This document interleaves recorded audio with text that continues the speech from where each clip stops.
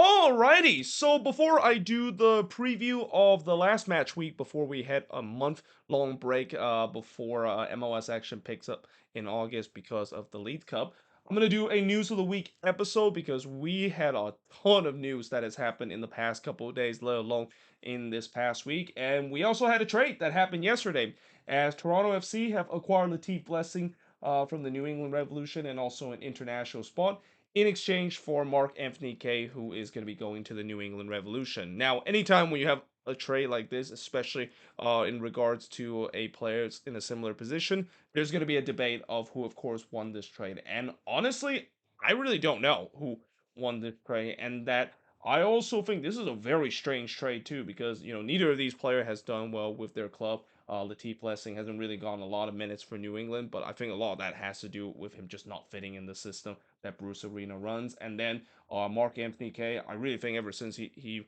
arrived back to his boyhood club, Toronto FC, he just has not been the same player that we saw during his time with the Rapids and LAFC. And you kind of also wonder that injury that he suffered during his latter years with the Rapids has that kind of bringing an effect in terms of him not being the same good player that we saw during his time with LAFC. And as I mentioned, doing his early years with the Colorado Rapids. But that being said, if you look at Toronto FC getting Latif Blessing, I do think that Latif Blessing could be a good player if he is in the right system. And again, going back to what I said about New England, it's kind of unfortunate that he wasn't used correctly and doesn't really fit the system.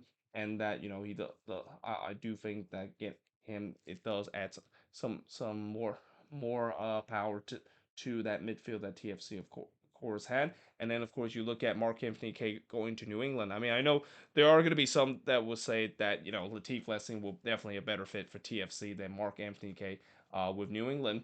Mark Anthony-Kaye, I really think that, as I mentioned, with the way that he hasn't been the same ever since he suffered that injury. Well, part of that also has to do that he hasn't really been playing with a competitive team. During his time with LAFC, he's always playing a competitive team, and even during the first year with the Colorado Rapids, he really make that team good and made them competitive. And now that he's joining a New England team that is a very competitive team, maybe this will, of course, will work. Maybe he will reignite his good form that he has doing his time with LAFC and in his first season with Colorado. But again, overall, it's a very interesting situation with this trade happening, and that I don't think we're going to get the answer of who exactly will win this trade until down the line, maybe even the end of the season, of how both of these players can impact their respective club for the rest of the season. Now, moving on, we got Charlotte FC signing Belgian midfielder, and I am gonna absolutely butcher this name, but I think it's Breck de Geferi. That's how you pronounce it. I'll definitely get better once I hear it multiple times that is pronounced by commentators. But they of course got him from Toulouse FC. Now this is also an interesting one because Charlotte, they have really loaded their midfielder, though it's kind of in a weird way too, because they've loaded their midfield with a lot of aging players. And I get it, you want to add some of that veteran presence to your midfield, but it's getting to a point where maybe they added way too many player that is kind of already over the age. I mean, pretty much all their midfielder are over the age of 32. I think he is kind of like the youngest out of that. So again, it's kind of weird to see how this signing fits this this team's need, but I guess maybe it doesn't hurt to have more veteran present in your midfield, and we'll see whether if he can fit with this team. Now, NYCFC, they have officially signed a forward. So, that was the big question throughout this summer transfer window. When exactly is NYCFC going to sign a number 9? Well, it seems like they finally did it by signing Algerian forward Munsef Bakrad from NK Istra in Croatia. Now, obviously, one thing I know about NYCFC and with the City Football Group is that this team remains probably the best in terms of scouting players that are from unknown league. Like, this is a team that has hit on a lot of these players that you probably think, who the hell are they? And then when they come to MLS and come to NYCFC, they have really thrived in a big way. And keep in mind, the last time they signed a striker from the Croatian league, it was Abear. And even though I know Abear doing his time, he was kind of snake bitten before he kind of had that torn ACL injury that really kind of not made him the same player as he was doing his first season. His first season, he still scored 14 goals, and he was definitely a very important player for this NYCFC team on the attacking end. So who say that they can't make Monsev Bakker to be kind of like that Tati Castellanos or Hey Bear kind of player in that number 9 position? And it's important for them to have a number 9 too, because I really think when you look at this team, there's a lot of talented attackers in this team, but some of them are just not playing in a proper position. I think there's just multiple times they tried to experiment by putting Talent Magno as the false nine. It has not worked whatsoever. So, if they do now actually have a proper number 9, and especially if he is going to be the goal scorer that they hope he is, then it definitely relieves the pressure on this attacking end and really can start to finally give NYCFC some attacking power that they've been desperately missing throughout the season. Now, FC Dallas, they have transferred Justin Shea to the IF. Now, I'm not sure exactly what is the fee that they, of course, got him from, but Justin Shea has been a guy that's he is part of the FC Dallas Academy and actually went to Europe and joined Bayern Munich, although he played with the second team before going to Hoffenheim. But now it seems like he's going to made a permanent move to Bromby, and yeah, he's going to see how he's going to do. I mean, Justin Shea is definitely a guy that I think down the line we can definitely hear him as one of the players that could be on the U.S. men's national team. Although most likely he's probably going to be on the fringe in terms of that spot, but he's definitely a very talented player. And again, another talented player coming out of the Dallas Academy. There's always tends to be a lot of these talented players coming out of the Dallas Academy that turns out to do well in Europe and eventually ends up with the U.S. men's national team. And I won't be surprised that Justin Shea might be one of those names that we can hear that could be on the national team radar down the stretch.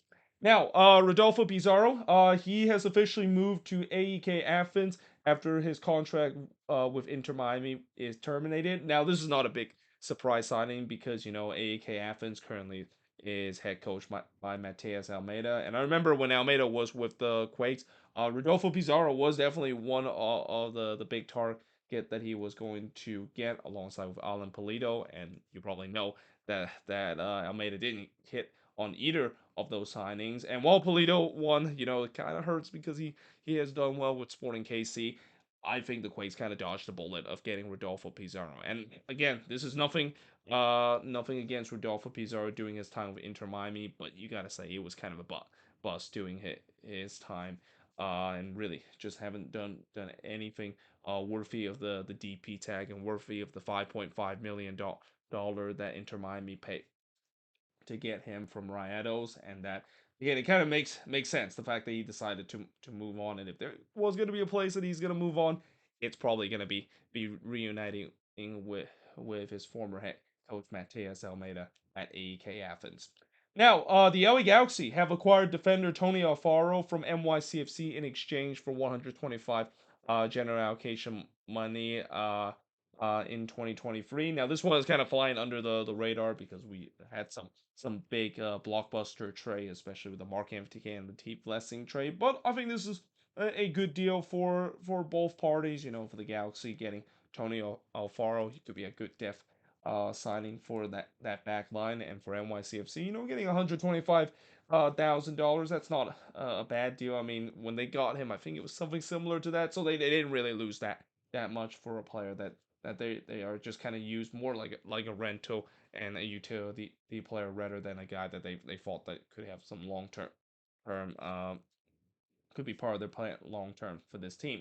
Now, the Houston Dynamo have signed Colombian winger Nelson Quinones through 2025 MLS season, and there's an option to 2026. Now, Nelson Quinones is one of those guys that the Dynamo is really hoping that he can eventually develop to be a decent player. And so far this season, I mean, I know he hasn't been as good as what some Dynamo fans hope he is, but you got to remember he's still young. Like he's still trying to basically develop, and that we also seen that there's a lot of these young players, and that I think some teams maybe they might put too much expectation in terms of a young player to develop to really blossom to a point where they can eventually sell them off of a profit. That doesn't always works like that, and I think that maybe is the case for Nelson Quinones, where I definitely see there are talent out there. There are potential that he could be a player that the Dynamo can develop to sell him for a big amount of money, and that's what they're kind of banking on. Decide to give him a long term contract and hope that he's going to be developed somewhere close to near the end of his contract, or actually kind of in the middle of this contract, where they can sell him for a bit of a profit.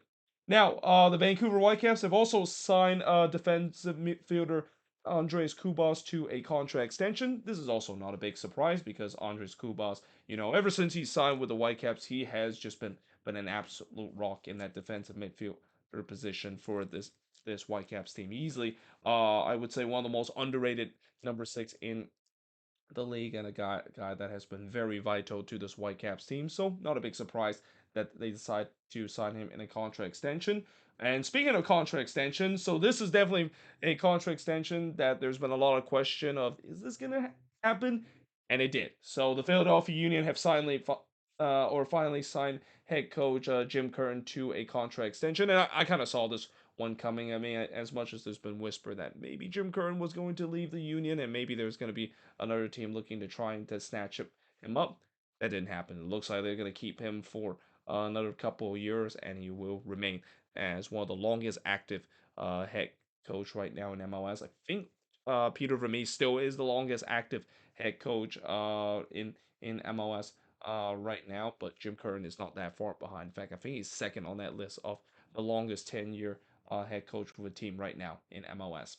Now, moving on in terms of the next news, and now talk about some transfer rumors. So, just like some signings, we definitely had a lot of transfer rumor too. And we start off with Nashville. So, Nashville this summer, obviously their top priority is finding a number 9, and it looks like they might have found one, as they're close to sign Nottingham Forest striker Sam Surridge for around $6 million. Now, this is a guy that he's done okay doing his time in the championship. I think he scored like something like 15 plus, going around 70 appearance. Though again, there are some that have said that he's kind of an unproven type of player, which I think that's kind of concerning if you're a Nashville fan, because we've seen this before where they find big bucks in terms of getting an unproven number 9 that they hope will hit. I mean, does Ake Loba kind of maybe ring a bell to Nashville fans and how bad that went? And they're just hoping that this is not going to be the same case for Sam Surridge, and especially for $6 million. I mean, that is definitely a little bit steep of a price. But again, this is a guy that is coming from the Premier League, so I guess maybe you if you're going to get a guy from that league, it's probably going to be a little bit steeper than usual. But we'll see whether or not if he is going to be signed for this team, and whether if he is going to be finally the answer for this team in that number 9 position, because we know this Nashville team, what really they're missing in terms of really take this attack to the next level is a number 9 that can bang in goals day in and day out. Now, Inter Miami have set to sign attacking midfielder Facundo Flores for $5.5 million from Cologne. Now, this obviously is a U22 initiative, and this is kind of also an interesting one with the way that they're maybe going to use him as a centerpiece in that attacking forward. I mean, as much as I know, Inter Miami has been linked with so many of the former Barcelona teammate. Tata Martino have also mentioned the fact that there's these lists of players that he wants to sign to this team and trying to rebuild this team, and I think Fares is definitely going to be one of those players that just an example from this team, and also from Chris Henderson, that they're not just going to become Inter Barcelona. They're going to actually sign some young player from South America that's going to be backing up Lionel Messi and also some of his former teammate. And I think that's a good thing to do, because I think as much as, yes, you finally got Messi, and obviously Busquets is going to be coming in soon.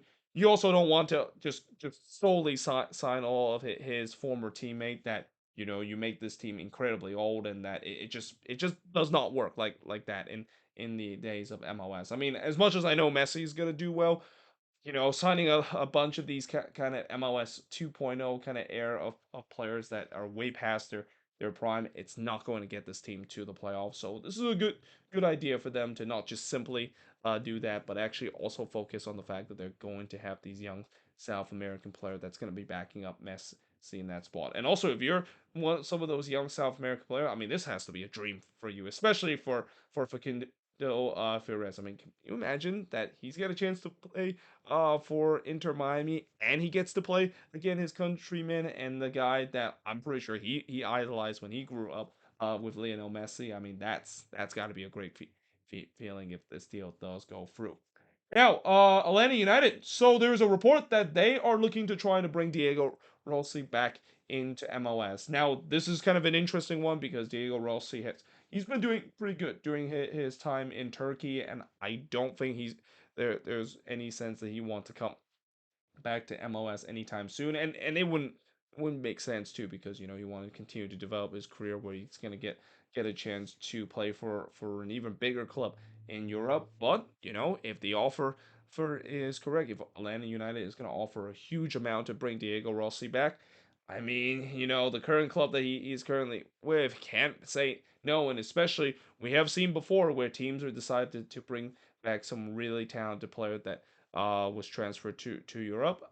Most of the time, that of course has turned out to be well. I mean, I'm pretty sure Atlanta probably saw what RSL did by bringing back Chicho Arango, and they're hoping that might be the same case with Diego Rossi. And I think it could be the same case too, because during his time with LAFC, I mean, his partnership with Vela was some of the best dynamic dual partnership I've ever seen in league history. So yeah, that is definitely a player that if Atlanta gets their hands on it, it can instantly improve this attack that has already been pretty good this season and at home.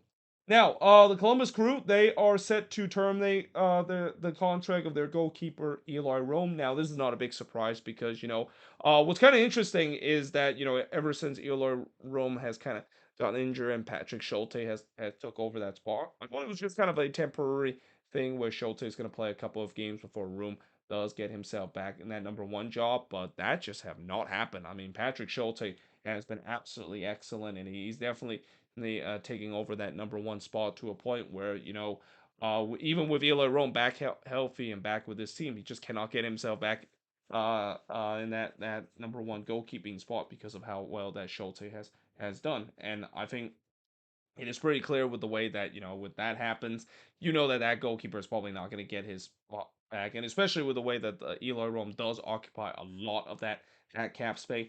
I think they had no choice. They had to terminate his contract, and it sucks for Eli Rome because I always consider him as one of the best goalkeeper, probably one of the more underrated goalkeeper too in this league. Like not a lot of people credit how good Eli Rome was during his time with Columbus, but it's pretty clear that that time has been passed, and that Patrick Schulte has definitely taken that spot and really have kept it ever since he took over for Eloy Rome in the beginning of the season.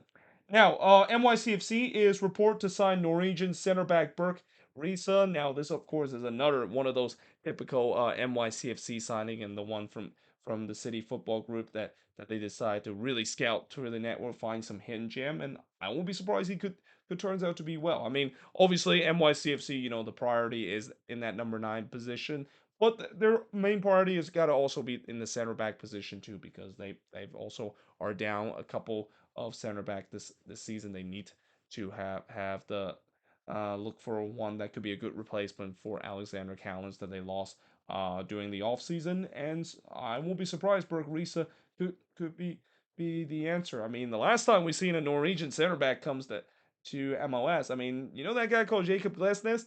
Yeah, he turns out to be so good that he won the Defensive Player of the Year. So I won't be surprised this could work out for NYCFC too, and we'll see whether or not if this deal would get done.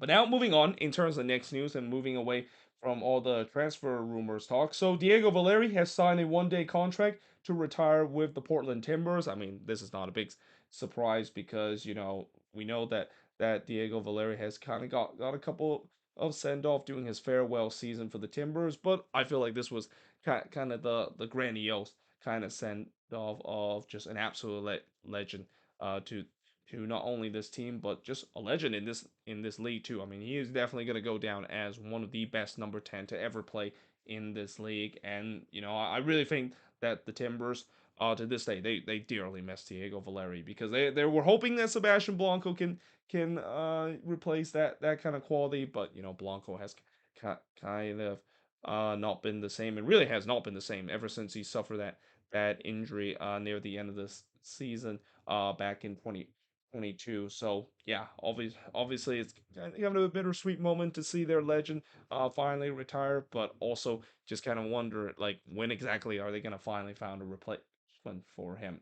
And speaking of the Timbers, so Santiago Moreno, so it seems like now we have a saga going on the fact that he says before that he wants to re- make a transfer request, and then later on he also have said that or actually Giovanni Savarese have said that he has talked to Santiago Moreno and basically talk about all this situation and kind of sort it out. And then recently we heard news that he actually didn't even make the trip to Colorado and he was still in Colombia. And now we heard news that he have said that he has denied not any sources are saying that he's making a transfer request and actually have openly apologized to the Portland Timbers. And with just so many conflict like the source that's going on, I really don't know what the truth is with this situation. Like, I mean, it's unfortunate that Santiago Marin, hit his time with the Timbers. We still don't know whether if it's done or not. I mean, it feels like he's trying to go the Emmanuel Reynoso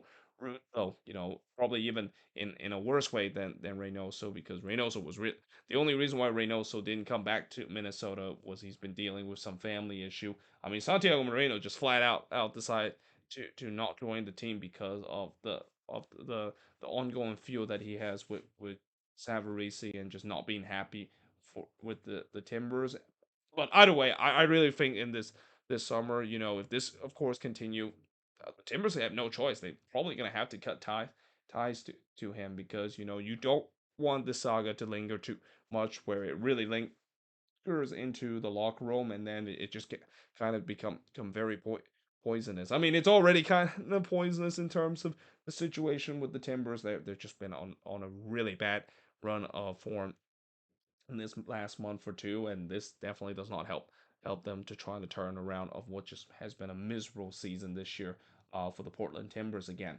Now, moving on. So Daniel Gastag, of course, winning Player of the Week, which yeah, that was kind of weird that they awarded him as the Player of the Week, even though he only scored two penalty kick. And I can hear that there's going to be a lot of keyboard warriors that are going to type in.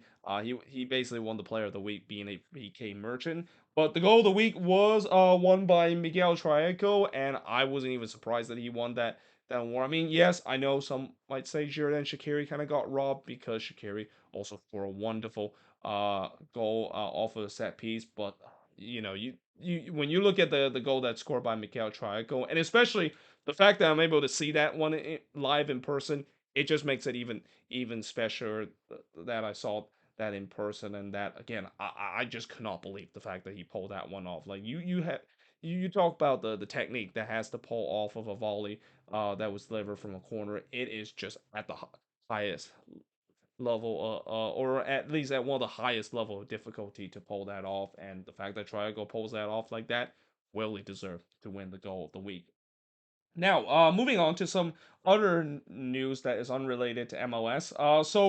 Nebo and CONCACAF has actually reported that they have reached an agreement that there will be teams from the CONCACAF region that is set to play in the Copa Libertadores next year. Now, this has always been a rumors of the fact that whether or not are we going to once again see teams from the CONCACAF region being backing the Copa Libertadores. I mean, I remember one of the most famous example was didn't Tigres made it to the Copa Libertadores final back in the I forgot what year. I think it was like 2012 or 2013 something like that, and that was a really good Tigres team too. Like they have some really good player from that team that made it all the way to the final. And I always wonder whether if we're gonna see MLS teams or even more Liga MX team would be going back into this competition, especially the fact that Messi is now with Inter Miami. I mean, I have a feeling Inter Miami is definitely going to be invited. Like, I don't know exactly how the qualification is going to be, but something tells me Inter Miami is automatically going to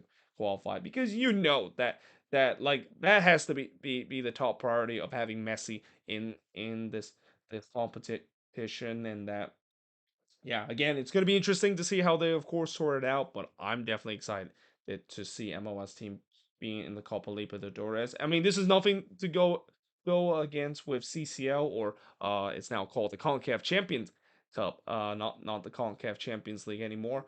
But the Copa Libertadores is definitely a bigger competition, and I do think that eventually MLS teams are going to have a chance in that competition. I mean, I heard that they're potentially merging that competition to a way where you're going to see CONCACAF team entering that competition too. And again, I just want to see that, even though I know the big cons in terms of having teams in the CONCACAF region play against Copa Libertadores opponent down in South America.